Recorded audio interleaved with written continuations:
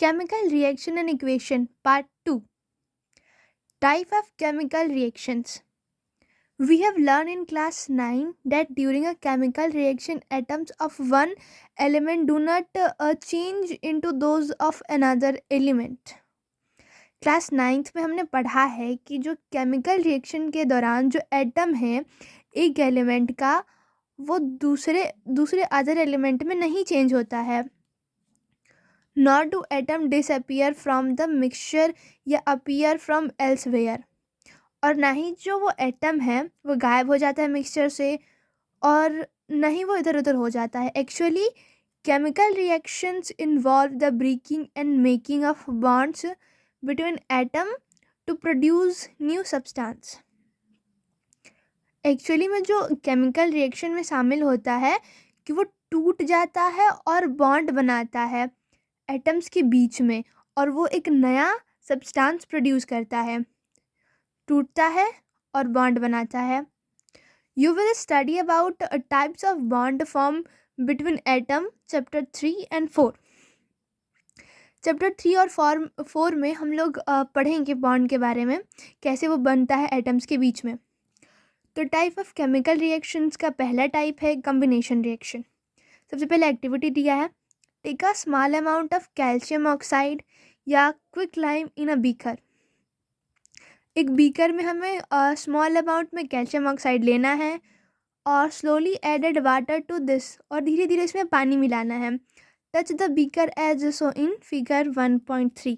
और जैसे दिखाया गया है फिगर में वैसे ही हम लोग को बीकर को टच करना है. Do you feel any change in temperature. क्या आप कोई भी जो टेम्परेचर में चेंज हुआ है उसे आप महसूस कर रहे हैं. Calcium oxide react vigorously with water to produce slake lime. Slake lime का दूसरा नाम calcium hydroxide, releasing a large amount of heat. जो कैल्शियम ऑक्साइड है वो तेजी से पानी के साथ रिएक्ट कर रहा है और प्रोड्यूस कर रहा है स्लेक लाइम. जो कैल्शियम हाइड्रोक्साइड है और ज़्यादा मात्रा में हीट भी प्रोड्यूस कर रहा है. यहाँ पर दिया गया सिंबॉलिक इक्वेशन, ये क्विक लाइम का सिंबल है CaO, कैल्शियम ऑक्साइड, और वाटर के साथ उसे मिक्स कर दिया गया है तो वो स्लेक लाइम बना रहा है और हीट रिलीज हो रहा है. In this reaction calcium oxide and water combine to form a single product, calcium hydroxide. Such a reaction in which a single product is formed from two or more reactant is known as a combination reaction. Combination reaction उसे कहते हैं जैसे एक reaction है जिसमें calcium oxide और water को मिला दिया गया है तो एक सिंगल प्रोडक्ट बन रहा है. ये रिएक्टेंट है और ये प्रोडक्ट है. तो एक सिंगल प्रोडक्ट बन रहा है दो प्रोडक्ट को मिला के, कैल्शियम ऑक्साइड और वाटर को. स्लेक लाइम बन रहा है कैल्शियम हाइड्रोक्साइड, और जो हीट प्रोड्यूस हो रहा है ये प्रोडक्ट नहीं है. तो जहाँ सिंगल प्रोडक्ट बने दो या दो से अधिक रिएक्टेंट को मिला के उसे कहते हैं कॉम्बिनेशन रिएक्शन. और ये फिगर को हम लोग देख लेते हैं एक बार. ये बीकर है, इसमें वाटर ये वाला है और ये जो ये छोटे छोटे से दिख रहे हैं ये कैल्शियम ऑक्साइड है. यहाँ पर देखिए लिखा है formation of slack lime by the reaction of calcium oxide with water. यहाँ पर स्लेक लाइम बन रहा है जहाँ रिएक्शन हो रहा है कैल्शियम ऑक्साइड का पानी के साथ. अब देखिए, do you know a solution of slack lime produce by the reaction 1.13 is used for white washing walls. जो सोल्यूशन है स्लेक लाइम का जो प्रोड्यूस हुआ है रिएक्शन द्वारा वो वाइट वॉशिंग वॉल के लिए यूज़ होता है. Calcium hydroxide react slowly with carbon dioxide in air to form a thin layer of calcium carbonate on the walls. जो कैल्शियम हाइड्रोक्साइड जो रिएक्ट करेगा यानी स्लेक लाइम वो रिएक्ट करेगा धीरे धीरे कार्बन डाइऑक्साइड के साथ एयर में और वो फॉर्म करेगा एक पतली सी लेयर जो होगी कैल्शियम कार्बोनेट जो वाल पे है. और calcium carbonate is formed after 2 to 3 days of white washing and give a shiny finish to the wall. It is interesting to note that the chemical formula for marble is also CaCO3. जो slack lime है, जो उसका produce हुआ है reaction, वो white washing wall के लिए use होता है। और ये जो वाइट वॉशिंग है, वो जब वाल पे होता है, उसके बाद जो वो कार्बन डाइऑक्साइड के साथ 2 या 3 दिन में रिएक्ट कर देता है और वो एक फिनिश हो जाता उसकी हो जाता है वॉल पे पूरा। 2 से 3 दिन में वो कार्बन डाइऑक्साइड के साथ रिएक्ट करता है और वाइट वॉशिंग वो एकदम हमें देता है, शाइनी होता है, वो पूरा शाइनी दिखने लगता है। और ये इंटरेस्टिंग है, जो केमिकल फार्मूला है मार्बल का वो है CaCO3। देखिए यहाँ पर कैल्शियम हाइड्रोक्साइड यानी स्लेक लाइम के साथ हम लोग कार्बन डाइऑक्साइड का रिएक्शन हुआ है तो बना है मार्बल, कैल्शियम कार्बोनेट और water. Let us discuss some more examples of combination reaction. अभी हम लोग और एग्जांपल लेके देखते हैं कॉम्बिनेशन रिएक्शन का। जैसे बर्निंग ऑफ कोल है, कोल जो है वो ऑक्सीजन के साथ जब वो जलेगा तो वहाँ पर ऑक्सीजन तो प्रेजेंट होगा ही, तो ये हो गया कोल और ये हो गया ऑक्सीजन, तो बन गया CO2। यहाँ पर भी 2 रिएक्टेंट हैं और एक प्रोडक्ट, एक सिंगल प्रोडक्ट बन रहा है। Formation of water from H2 and O2।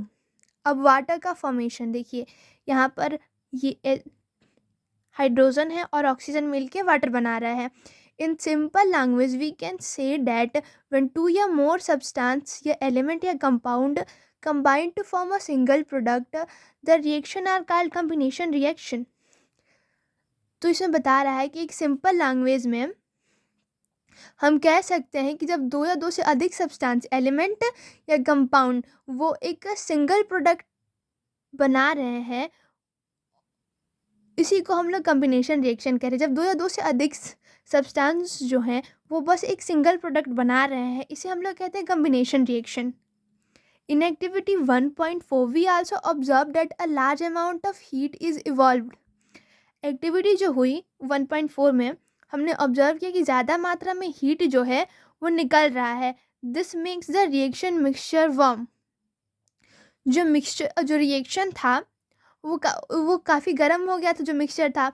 The reaction in which heat is release along with the formation of product are called exothermic chemical reaction। देखिए एक्सोथर्मिक केमिकल रिएक्शन किसे कहेंगे, मतलब वो reaction जिससे heat release हो। जो product है वो जब बन रहा है उस वक्त उससे हीट रिलीज होता है, तो उसे हम लोग कहते हैं exothermic chemical reaction. Other example of exothermic reaction are, अब एक्सोथर्मिक का burning of natural gas methane को बोलते हैं। जब मीथेन जो है वो ऑक्सीजन के साथ रिएक्ट करता है तो CO2 बनाता है और water. Do you know the respiration is a exothermic process. क्या आप जानते हैं कि जो हम लोग सांस ले रहे हैं वो भी एक एक्सोथर्मिक प्रोसेस है। We all know that we need energy to stay alive.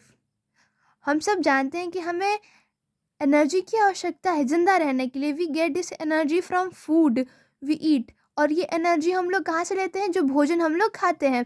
During digestion food is broken down into simpler substance.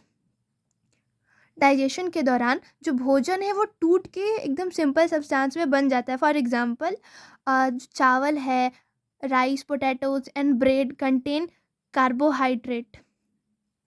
Example के लिए, उदाहरण के लिए चावल और आलू और ब्रेड, ये सब जो चीज़ें हैं ये अपने अंदर कार्बोहाइड्रेट रखती हैं।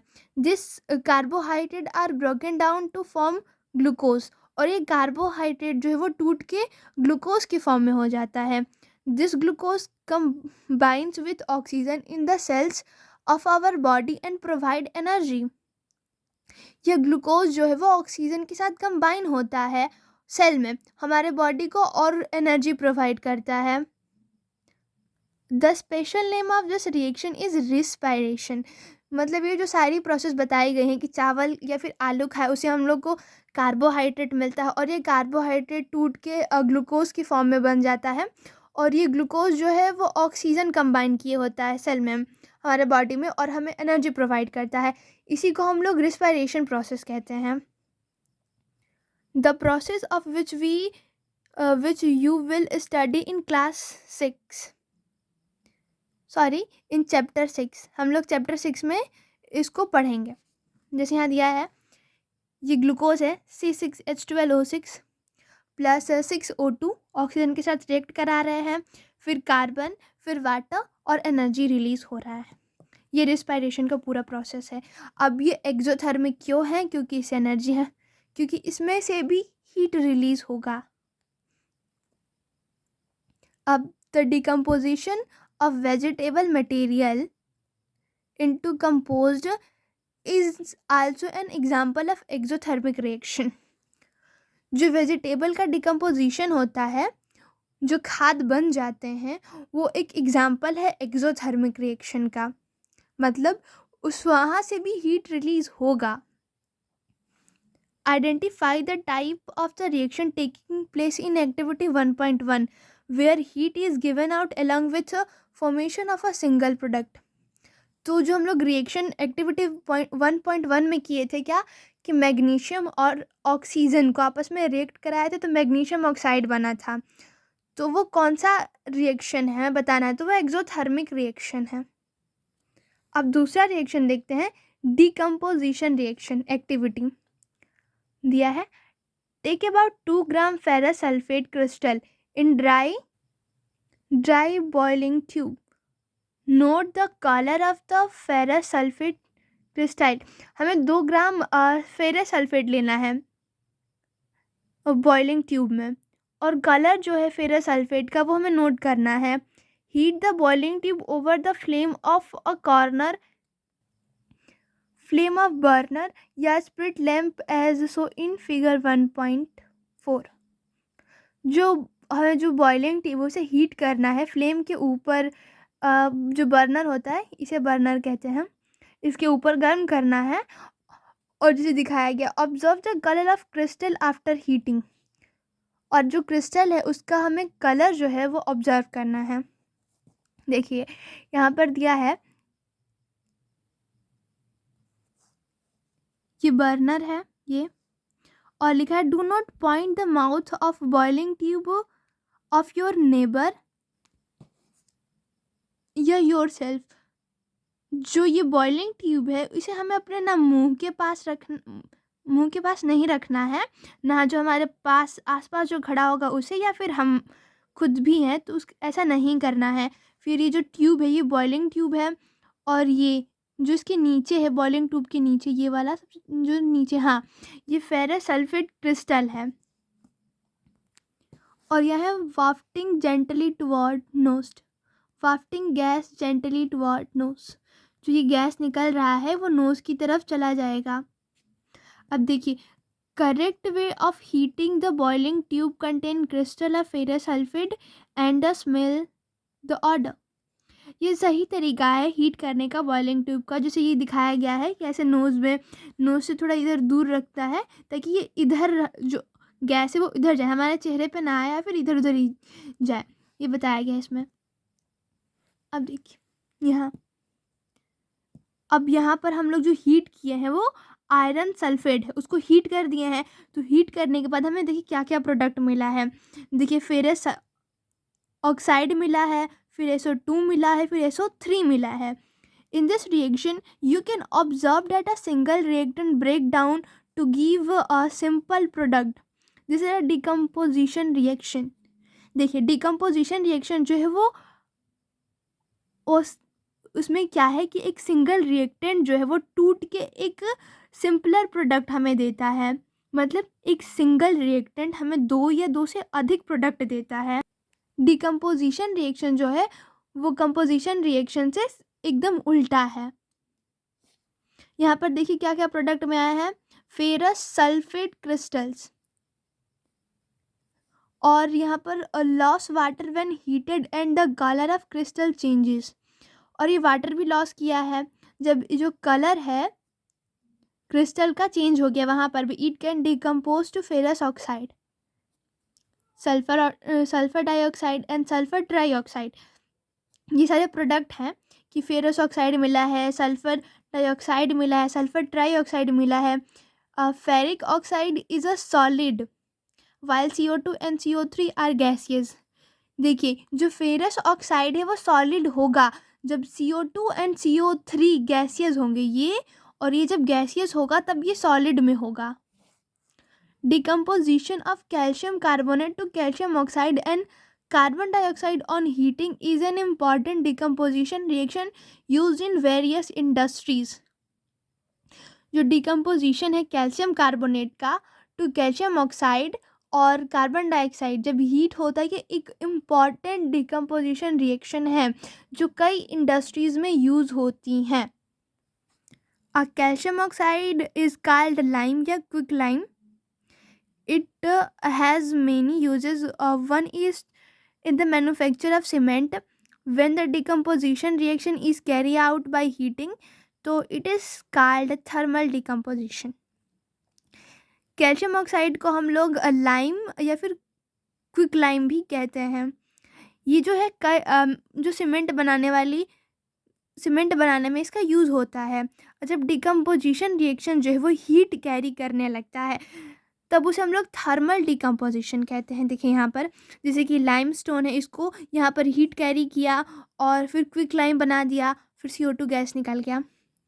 Another example of thermal decomposition reaction is given in activity 1.6। अब एक दूसरा एग्जाम्पल दिया है, वो भी थर्मल डिकम्पोजिशन का एग्जाम्पल था, और अब दूसरा एग्जाम्पल दिया है।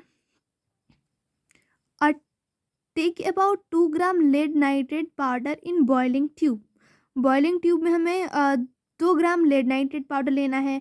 Hold the boiling tube with a pair of tongs, और जो बॉइलिंग ट्यूब है उसको पेयर ऑफ टंग से पकड़ लेना है और heat it over a flame. जैसे कि फिगर में दिखाया है वैसे ही इसको हम लोग ऊपर से हीट कर लेना है। What do you observe? आप क्या ऑब्जर्व करते हैं? Note down the change if any, और कोई भी बदलाव होता है तो उसे लिखिए।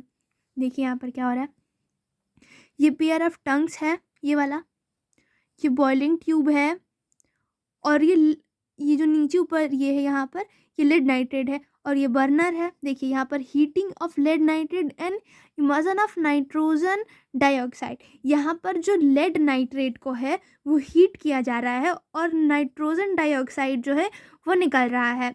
यहाँ देखिए, you will observe the immersion of brown fumes.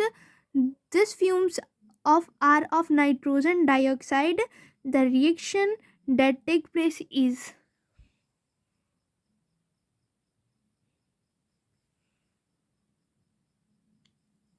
आप जो भी ऑब्जर्व किए कि जो डिस्चार्ज हो रहा है, जो ये ब्राउन फ्यूम्स जो निकल रहा है यहाँ पर, जो ये वाला ये धुआं जो ब्राउन निकल रहा है, ये जो फ्यूम्स है ये नाइट्रोजन डाइऑक्साइड है, ब्राउन कलर का निकल रहा है। और वो जो ब्राउन कलर का ये जो फ्यूम्स निकल रहा है, जो धुआं, वो नाइट्रोजन डाइऑक्साइड है। ये रिएक्शन यहाँ पर हमने देखा। देखिए यहाँ पर जो रिएक्शन हुआ था, ये लेड नाइट्रेट का सिंबल है Pb और नाइट्रेट का NO3 और ब्रैकेट में 2, ठीक। इसको हीट कर दिए हैं हम लोग तो बना है लेड ऑक्साइड, और क्या बना है, नाइट्रोजन डाइऑक्साइड, और ये रहा ऑक्सीजन। अब देखिए, अब दूसरी activity, let us perform some more decomposition reaction as given in activity 1.7 and 1.8। देखिए activity, take a plastic mug or drill 2 holes at the base and fit rubber stopper in these holes. Insert carbon electrodes in this rubber stoppers as shown in figure 1.6.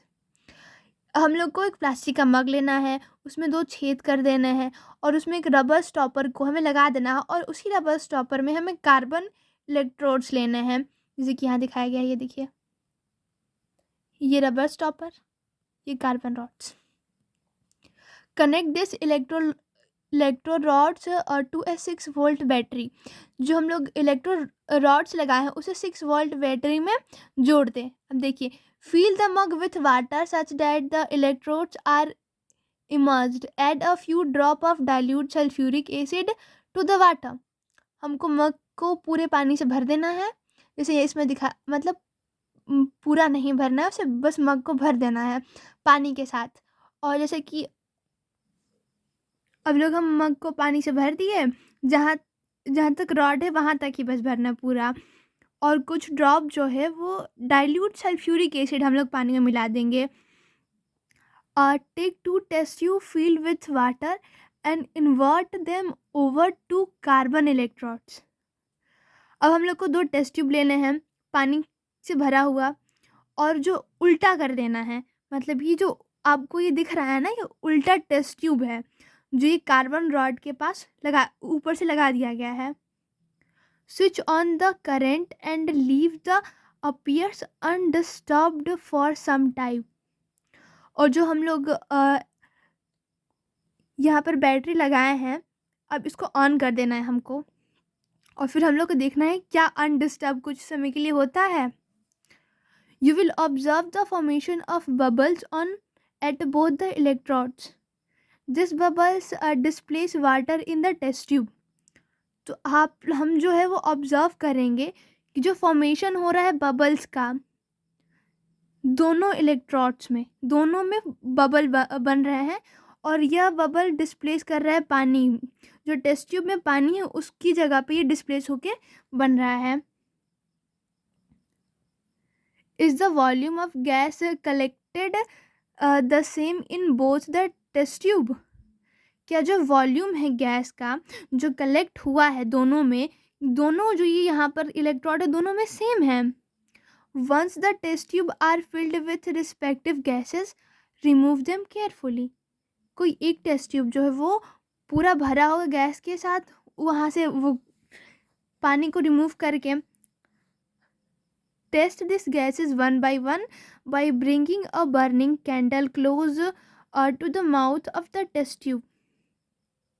अब ये जो gas है एक एक करके हमको जो बर्निंग कैंडल क्लोज जो माउथ है उसके पास जाके हम लोग को कैंडल जला के देखना है। अब देखिए सावधानी क्या रखनी है। This step must be perform carefully by teacher.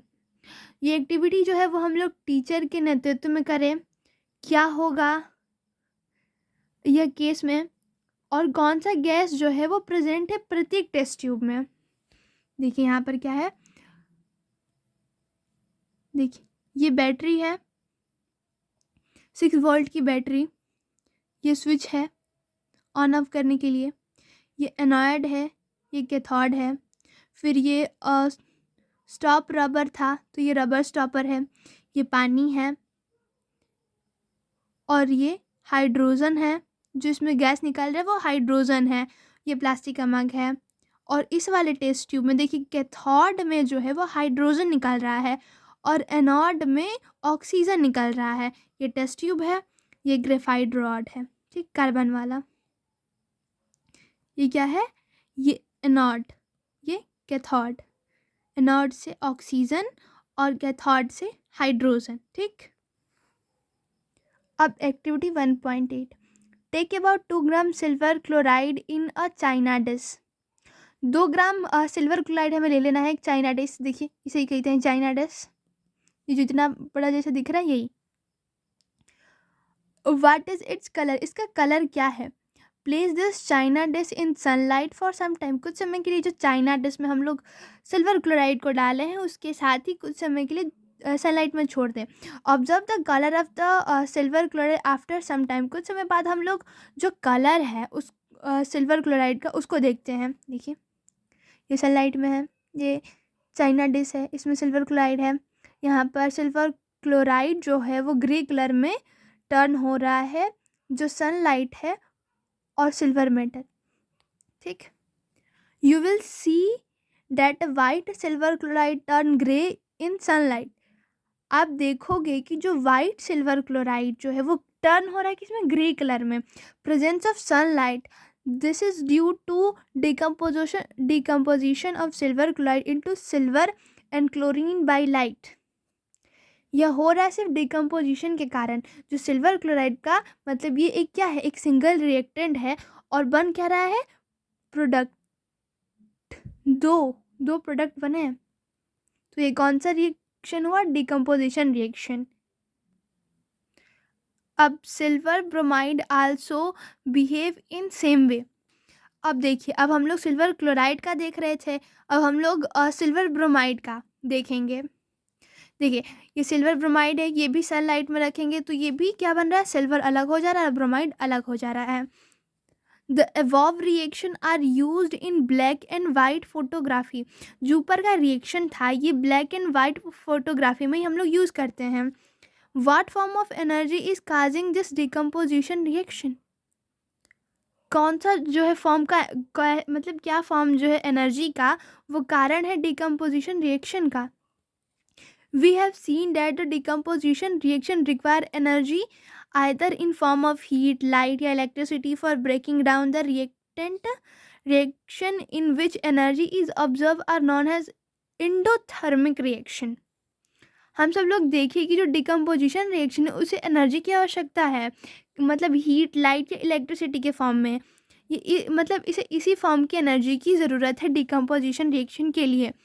और मतलब जो जैसे रिएक्शन को एनर्जी चाहिए, ऑब्जर्व करता है, एनर्जी ऑब्जर्व करता है, जो रिएक्शन जो है वो एनर्जी ऑब्जर्व करता है, उसे हम लोग एक्सोथर्मिक रिएक्शन कहते हैं। इससे पहले हम लोग एक्सोथर्मिक पढ़े थे, जो हीट रिलीज करता है या एनर्जी रिलीज करता है, पर एक्सोथर्मिक क्या करता है? वो एनर्जी ऑब्जर्व करता है। अब चलिए, अब हम लोग तीसरे रिएक्शन के बारे में देखते हैं, डिस्प्लेसमेंट रिएक्शन। इसमें भी एक्टिविटी है। Take 3 iron nail and clean them by rubbing with sand paper. अब हमें 3 आयरन नेल लेने हैं, उनको सैंड पेपर के साथ रब करके क्लीन करना है, और 2 टेस्ट ट्यूब लेना है, उस पर लगा देना है mark A and B. In each test tube take about 10 millilitre copper sulphate solution. और हमें प्रत्येक टेस्ट ट्यूब में हमें 10 मिलीलीटर का कॉपर सल्फेट सोल्यूशन लेना है। Tight 2 iron nail with thread and immerse them carefully in the copper sulfate solution in test tube B for about 20 minutes. Keep 1 iron nail aside for a comparison. 2 iron nail जो है वो धागे के साथ हमें immerse कर देने हैं, लटका देने हैं सावधानी से कॉपर सल्फेट सोल्यूशन में। और जो बी है, जो टेस्ट ट्यूब बी है, उसे मतलब 20 मिनट के लिए हमें ऐसे छोड़ देना है। और keep 1 iron nail A side for comparison. और एक साइड के और दूसरे साइड के जो आयरन नेल है उनको हम लोग कंपेयर करके देखना है। After 20 minute take out the iron nail from copper sulphate solution. 20 minute बाद जो हम आयरन नेल लिए हैं कॉपर सल्फेट सोल्यूशन से, कंपेयर द इनेटिव of blue colour of copper sulphate solution in test tube A and B. और फिर हमें कंपेयर करना है जो ब्लू कलर है कॉपर सल्फेट सोल्यूशन का और पहले और बाद में वाले में। Also compare colour of iron nail dipped in copper sulphate solution with 1 kept aside. हमें कंपेयर करना है जो कलर है आयरन नेल का, जो एक डिप किया हुआ था कॉपर सल्फेट सोल्यूशन में और एक बिना डिप किए हुए ही था। देखिए यहाँ पर दिखाया गया है, ये टेस्ट ट्यूब है कि धागे से लटकाया गया है दोनों नेल को। 3 नेल लिए थे हम लोग। अब देखिए कॉपर सल्फेट सोल्यूशन ही है जो ब्लू कलर का दिख रहा है, ये आयरन है, ये वाला आयरन, और ये स्टेंट है। यहाँ पर iron nail dipped in copper sulphate solution, यहाँ पर आयरन नेल जो है वो डिप किया गया है कॉपर सल्फेट सोल्यूशन में। अब देखिए ये पहले वाला आयरन नेल है, ये iron nail take out from copper sulphate solution, ये कॉपर सल्फेट सोल्यूशन में था और वहाँ से निकालने के बाद इसका कलर ऐसा है। और ये देखिए अब कॉपर सल्फेट सोल्यूशन ये पहले का है जब इसमें आयरन नेल डिप नहीं हुआ था, और ये अब बाद का है जब आयरन नेल इसमें डिप हो गया था। टेस्ट ट्यूब ये स्टैंड है और ये रिएक्शन मिक्सचर दिखाया गया है। ठीक, देखिए यहाँ पर क्या लिखा है फिगर के नीचे, iron nail and copper sulphate solution compare before and after the experiment. Experiment के पहले और बाद का दिखाया गया।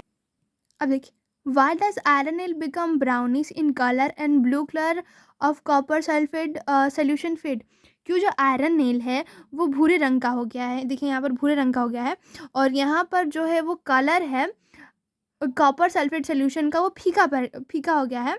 The following chemical reaction take place in this activity.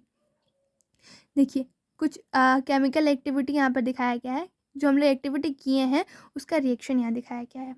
यह आयरन, यह कॉपर सल्फेट जिसमें आयरन को डिप किया गया था, तो देखिए क्या निकल के आ रहा है, आयरन सल्फेट और copper. In this reaction iron has displace या रिमूव अनदर एलिमेंट। यह रिएक्शन में आयरन जो है वो डिस्प्लेस किया है या रिमूव कर दिया है दूसरे एलिमेंट को। जैसे दूसरे एलिमेंट यहाँ पर कॉपर ही है, कॉपर सल्फेट सोल्यूशन से। This reaction is known as displacement reaction. ये जो रिएक्शन हुआ है कि आयरन जो है वो कॉपर को डिस्प्लेस कर दिया है, इसे कहते हैं, मतलब जहाँ डिस्प्लेस हो रहा हो, एक मेटल दूसरे मेटल को डिस्प्लेस कर रहा हो, उसे कहते हैं displacement reaction. Other example of displacement reaction, दूसरे एग्जाम्पल है यहाँ पर जिंक हो गया है, बस आयरन की जगह जिंक कर दिया गया है, कॉपर सल्फेट है तो कॉपर सल्फेट को यहाँ भी जिंक क्या कर रहा है, डिस्प्लेस कर रहा है और उसकी जगह पे वो हो गया है। और ये देखिए लेड है, लेड और कॉपर क्लोराइड के साथ हो गया है, तो यहाँ भी लेड जो है वो कॉपर को डिस्प्लेस कर दिया है। Zinc and lead are more reactive element than copper. Zinc और लेड जो है वो कॉपर से ज़्यादा रिएक्टिव है, इसलिए वो कॉपर को क्या कर रहे हैं, डिस्प्लेस कर दे रहा है। This displacement copper from its compounds, और ये डिस्प्लेस हो रहे हैं कॉपर अपने कंपाउंड से। अब हम लोग चौथा रिएक्शन देखेंगे, डबल डिस्प्लेसमेंट रिएक्शन। इसमें एक्टिविटी भी एक दिया है, take about 3 millilitre of sodium sulphate solution in a test tube. कम से कम 3 मिलीलीटर हमें सोडियम सल्फेट लेना है टेस्ट ट्यूब में, sodium sulphate. In another test tube take about 3 millilitre of barium chloride solution. दूसरे टेस्ट ट्यूब में हमें 3 मिलीलीटर क्या करना है, बेरियम क्लोराइड सोल्यूशन लेना है। मिक्स द टू सोल्यूशन, दोनों जो सोल्यूशन उनको आपस में मिला देना है, किसको, सोडियम सल्फेट को और बेरियम क्लोराइड को, सोडियम सल्फेट और बेरियम क्लोराइड को आपस में मिला देना है। व्हाट डू यू ऑब्जर्व, क्या आप ऑब्जर्व करते हैं, you will observe that a white substance which is insoluble in water। हम जब दोनों को सोडियम सल्फेट और बेरियम क्लोराइड को मिलाते हैं तो हम लोग देखते हैं कि एक वाइट सब्सटेंस जो है वो इनसॉल्युबल है वाटर में। This insoluble substance formed is known as a precipitate. जो इनसॉल्युबल हो, जो नहीं मिल रहा है, जो पानी में नहीं, जो सब्सटेंस जो है वो पानी में नहीं मिला है, उसे बोलते हैं प्रेसिपिटेट, जो नहीं मिक्स हो, इनसॉल्युबल हो। Any reaction that produce a precipitate can be called a precipitate reaction. मतलब ऐसा कोई भी रिएक्शन हो जहाँ प्रोड्यूस हो प्रेसिपिटेट, उसे कहते हैं हम लोग क्या, प्रेसिपिटेट रिएक्शन। देखिए यहाँ पर दिया गया है, ये प्रेसिपिटेट रिएक्शन है और डबल डिस्प्लेसमेंट रिएक्शन भी है। यहाँ पर सोडियम सल्फेट है, बेरियम क्लोराइड है, ये एक्टिविटी का ही रिएक्शन यहाँ दिखाया गया है। तो यहाँ पर बेरियम सल्फेट जो कि यहाँ पर प्रेसिपिटेट है वो दिखाया गया है, फिर उसके बाद सोडियम क्लोराइड भी प्रोड्यूस हुआ है। What causes this? The white precipitate of barium sulfate is formed by the reaction of CO2 minus 4 and Ba2 plus. The other product formed is sodium chloride, which remains in the solution. Such reaction in which there is an exchange of ions between a reactant are called double displacement reaction. तो double displacement reaction हम किसे कहेंगे, जहाँ पर exchange of ions, जहाँ पर आपस में आयंस ही बदल रहे हों, उसे कहते हैं डबल डिस्प्लेसमेंट रिएक्शन। और डिस्प्लेसमेंट रिएक्शन में मेटल आपस में एक्सचेंज हो रहे थे और डबल डिस्प्लेसमेंट में आयंस आपस में एक्सचेंज हो रहे हैं, तो ये डबल डिस्प्लेसमेंट रिएक्शन है।